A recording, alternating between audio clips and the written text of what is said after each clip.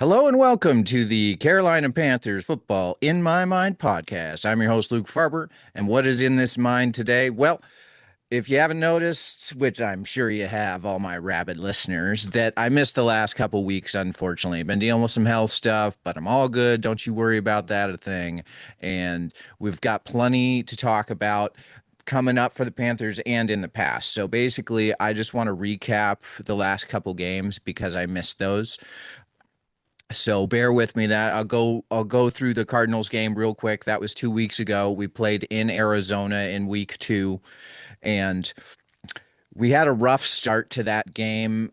On the first two possessions, Bryce turned the ball over, and in fact, the first play of the game offensively was a fumble by Bryce Young returned for a touchdown. So not a great way to start. Next possession threw an interception, another horrible start.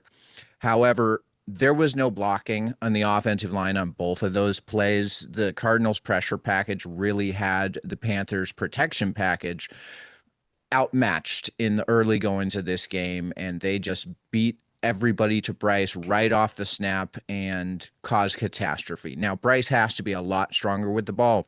We've talked about this before. His rookie year, he couldn't hold on to the ball at all. Last year was a bit better, especially the second half of the year, but he's fumbled the ball a couple times early in the season, which isn't a great sign. We want him to be a whole lot more secure with that football. Obviously, if we're going to win games, we can't turn it over.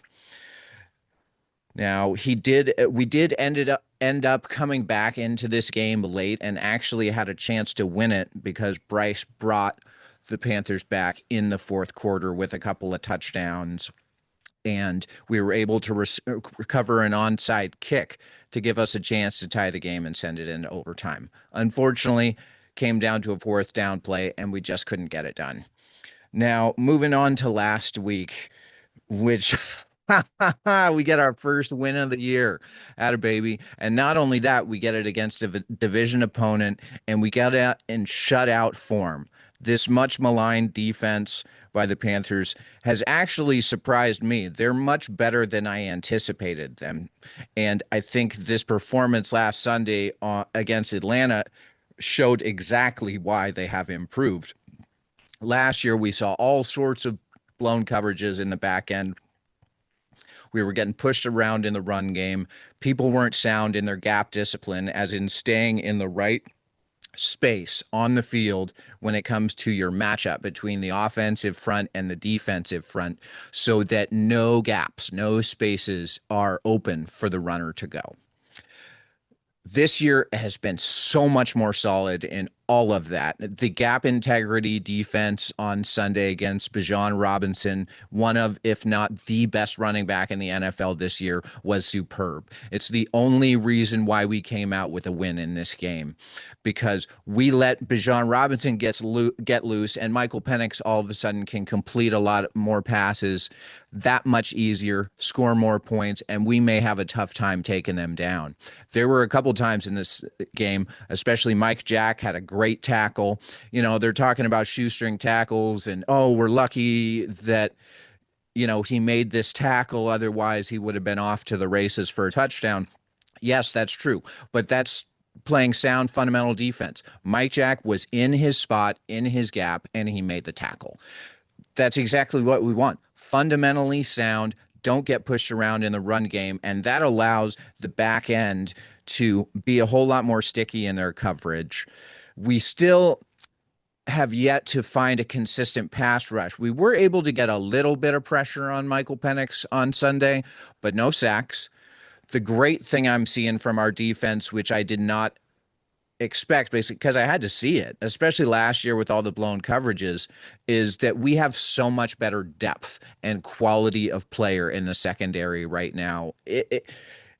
It may be one of the strongest units, if not the strongest unit on the team right now. We had Shaw Smith Wade, our second-year slot corner, this last week, pick off a pass and return it for a touchdown. We had Mike Jack getting more comfortable in this system, getting another pick.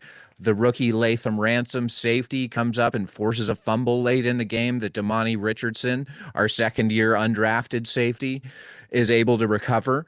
And that's going to preserve the shutout. It was a great total defensive effort, and it was made by making the solid fundamental plays and being exactly where you were supposed to be and doing your job, which is fantastic to see.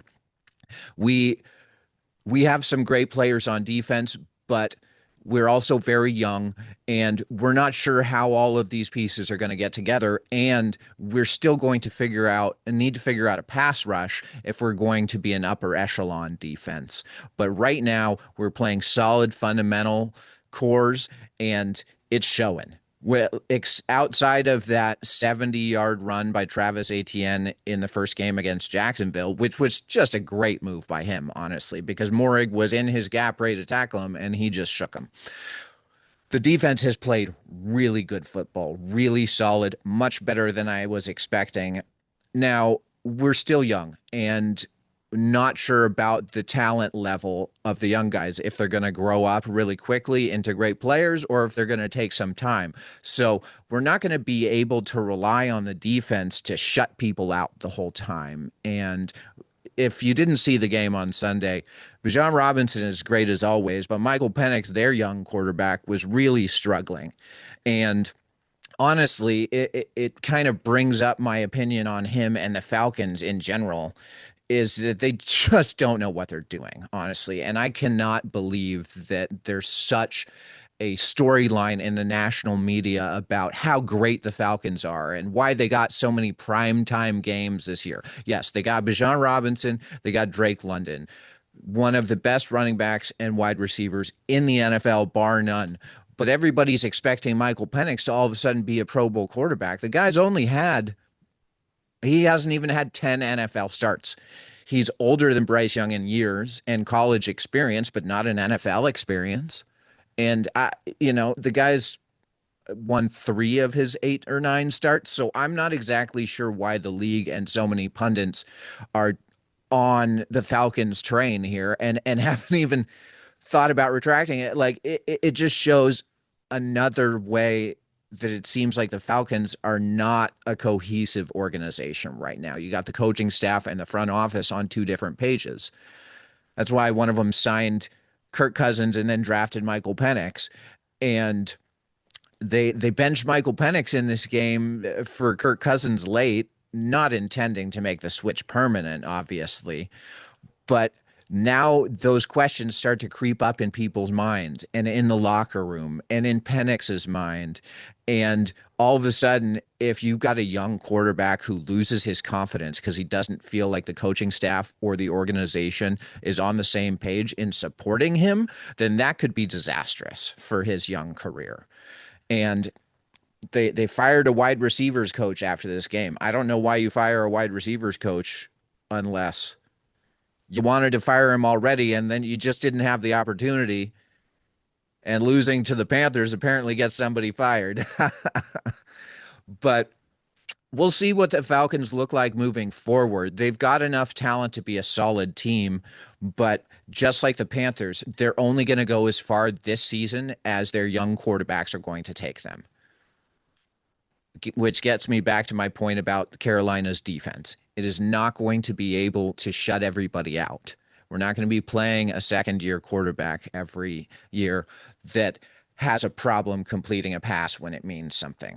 We're going to be playing really good teams with really good QBs, coaches, and defenses, and we're just going to have to do better. Bryce is going to have to score more points. It was fantastic on Sunday against the Falcons that he didn't turn the ball over. That's something that we need to do as a team. Obviously, Coach Canales talks about it all the time. The ball, the ball, the ball, the ball. We want to keep the ball on offense and we want to take it away on defense. And that's exactly what we did on Sunday. And we crushed the Falcons. It works. So that's the line. We want to see the offense continue, but we want to see them bring up more points, which brings me to our skill position players. T-Mac has exceeded my expectations tremendously as a rookie so far. He's big, he's strong, he's fast, he catches the ball. He's still getting used to the speed of the game, you can tell at times, but he's there. He's by season's end, we're going to be talking about a Pro Bowler, I think.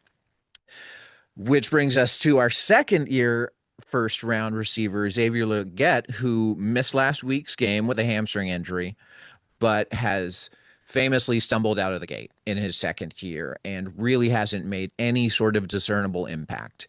And at the end of the game against the Cardinals, when we were in hurry up mode, they had to pull him off the field in favor of Bryson Tremaine. And I definitely took notice of that, whether it was because he was ineffective or because he was out of gas. They put somebody else in the game in crunch time.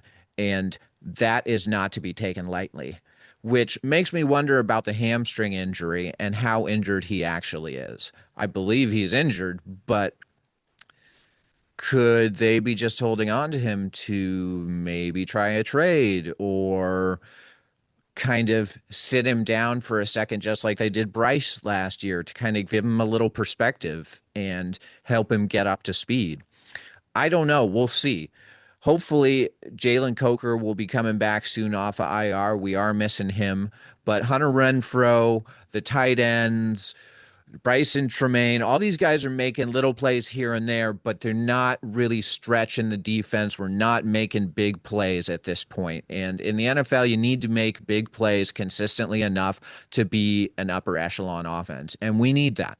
So that's what we'll be looking forward to this week against the Patriots in Foxborough, in Massachusetts, against Drake Maye. Luckily, another second-year quarterback that's having turnover issues. So hopefully the defense can pick up where it left off last week and harass him and take the ball away. That is exactly what we'll be looking to do. Our secondary definitely has the advantage over their wide receivers and tight ends. They don't have a particularly talented group there. Demario Douglas, Hunter Henry being the ones that you may have to account for, but nobody that really pushes the boundaries. The thing that the Patriots are better at, or at least have better skill with, are their running backs in Ramondre Stevenson and then the rookie Trey Hendrickson. Even though they haven't really gotten the ball to the rookie yet, he is a very explosive guy, and we're going to need to make sure that we continue to be sound in our run gap defense. As far as the offense is concerned, they've got a really good defensive line. We've got a really good offensive line. Who is going to win that battle? Are we going to be able to get Chuba on track for a good rushing game? We really haven't opened up lanes in the running game like we did last year to this point. So can we really get that running game humming is what I'm going to be looking for in New England, especially because I think the kind of ball we want to play is possession type ball anyway. We want to shrink the game. We want to help our defense be fresher at the end. We want to give Bryce less opportunities to turn it over, frankly, until he proves that he can do that consistently.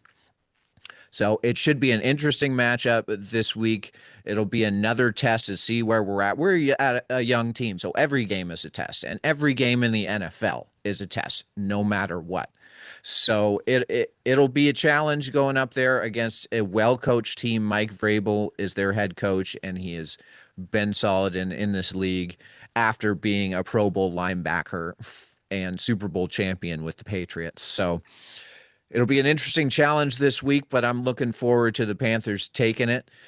Our defense is going to continue to play solid. Turnover, Drake Maye and Bryce in the offense are going to be clean again. We're going to take down a low-scoring game, 23-17. Panthers take game number 2 on the road to get us back to 500 and give us a little bit more legitimate shot to put some pressure on some playoff teams coming down the stretch. Anyway, I'm glad to be back with you folks. Sorry I missed a couple weeks, but let's keep pounding and let's take them down.